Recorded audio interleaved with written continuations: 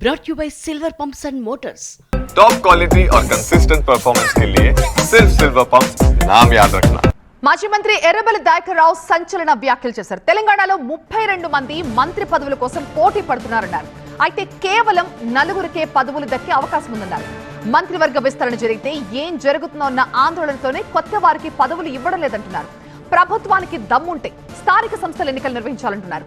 వరంగల్ జిల్లా వర్ధన్నపేట బీఆర్ఎస్ సన్నాహక సమావేశంలో ఈ వ్యాఖ్యలు చేశారు మాజీ మంత్రి ఎర్రబెల్లి దయాకర్ రావు. 32 మంది ఎమ్మెల్యేలు పోటీ పడతారు. 45కే ఇస్తారు.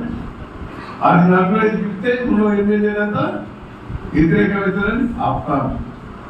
ఎప్పుడు పడిపోతుందో తెలియదు ప్రభుత్వం. లోకల్ బాడీ ఎన్నికలు ఎందుకు పెట్టలేదు అనుకుంటాం.